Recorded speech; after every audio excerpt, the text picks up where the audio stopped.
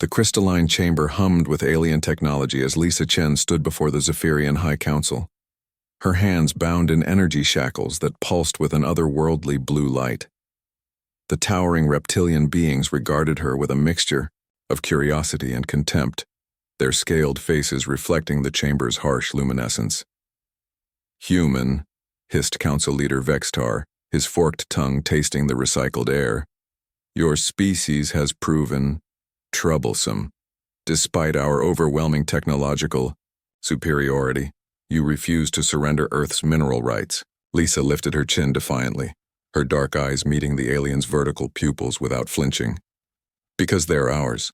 Earth is our home, not your mining operation." A low rumble of amusement echoed through the chamber. "Your bravado is admirable but foolish.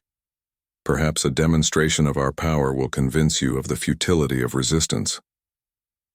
From the shadows of the chamber's periphery, James Morrison watched helplessly from his own containment field. The former Marine clenched his fists as he saw Lisa standing alone before their captors. They had been taken during a routine diplomatic mission that had quickly turned into a trap. Vextar raised one clawed hand, and the chamber's floor began to shift and reshape itself. Metal panels slid away, revealing a circular arena that descended into darkness.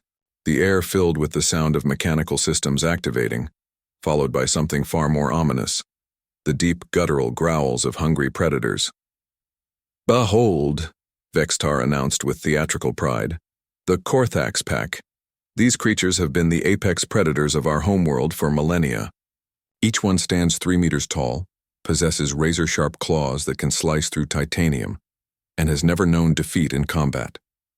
The growling intensified as 3 massive forms emerged from the depths.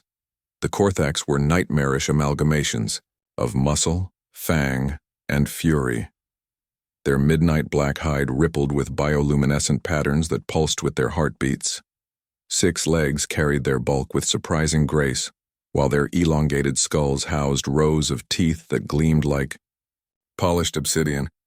"These magnificent beasts will demonstrate the price of human defiance," Vextar continued, his voice dripping with sadistic pleasure. "Release the human female." The energy shackles around Lisa's wrists dissipated, and she stumbled forward as the floor beneath her feet began to descend into the arena. The Corax circled below, their predatory instincts fully awakened by the scent of alien prey. "Lisa!" James shouted, slamming his fists against his containment field. The energy barrier sparked but held firm. As the platform settled at arena level, Lisa found herself face to face with the 3 war beasts. They moved with calculated precision, their pack mentality evident in their coordinated approach. The largest of the 3, bearing scars from countless battles, fixed its burning yellow eyes upon her and released a bone-chilling roar that echoed through the chamber. The Zephyrian Council leaned forward in anticipation, their reptilian faces twisted with cruel satisfaction. This would break the human spirit once and for all. But Lisa Chen had not survived 28 years on Earth, including 4 years as a wilderness survival instructor and another 6 as a xenobiologist. By cowering before predators, she had faced down grizzly bears in Alaska, swum with great whites off the coast of South Africa, and once spent 3 days tracking a wounded Bengal tiger through the jungles of India. As the Corax began their final approach, Lisa did something that surprised everyone in the chamber. She whistled. It wasn't a tune or a call for help. It was a specific sequence of notes, practiced and precise, that had been programmed into every piece of Earth technology for the past 50 years. The sound carried a quantum frequency signature that could penetrate hyperspace and reach across star systems in seconds. The Corax paused, confused by this unexpected response from their prey. The Zephyrians chittered among themselves, amused by what they perceived as a human's final desperate act. But James knew that whistle. Every human in the solar system knew that whistle. It was the apex call. High above Earth's atmosphere, automated systems registered the quantum signature and immediately began broadcasting the emergency beacon across the solar system. On Luna Station, technicians scrambled to confirm the signal's authenticity. On Mars Colony, defense commanders activated long-dormant protocols. and in the deep space monitoring stations scattered throughout the outer system, humanity's most ambitious project received its first field activation. Back in the arena, the lead Corax had decided that the strange sound meant nothing. It lowered its head and prepared to charge when the chamber's walls suddenly shuddered. The lights flickered as something massive struck the Zephyrian vessel's hull, then another impact and another. Emergency klaxons began wailing throughout the ship as Vextar's communications officer called out in panic, "Sir, we're detecting multiple breach signatures. Something is tearing through our outer hull." The arena's ceiling began to buckle and tear as monstrous forms punched through the reinforced metal like it was paper. The first to emerge was a creature that made the Corax look like house pets by comparison. The Terran Grizzly-class biomech stood 4 meters tall on its hind legs, its adaptive carbon fiber fur bristling with defensive spines. Genetically enhanced and cybernetically augmented, it retained all the raw power and territorial instincts of its Earth ancestors while possessing intelligence that bordered on sentience. Its mechanical eyes locked onto Lisa, recognizing her through pheromone and bioelectric signatures, and it released a roar that shattered the arena's viewing screens. But the Grizzly class was not alone. A pack of Wolf-class units flowed through the breach like liquid shadows, their enhanced musculature and titanium-reinforced fangs gleaming under the emergency lighting. Behind them came the true apex predator of Earth's enhanced fauna, a Siberian tiger class that had been specifically designed for zero-gravity combat, its massive form moving with impossible grace despite the artificial gravity.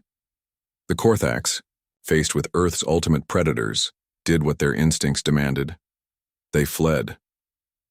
The largest of the war beasts, the one that had been so eager to demonstrate its dominance, now whimpered and pressed itself against the arena wall as the Tiger class fixed its augmented eyes upon it.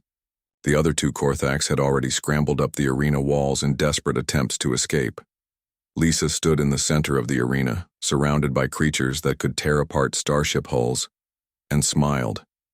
She reached out and placed her hand on the Grizzly class's massive snout.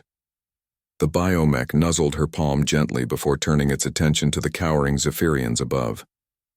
"Impossible," Vexitar whispered, his earlier confidence evaporating like morning mist. "How did they find us? How did they get here so quickly?"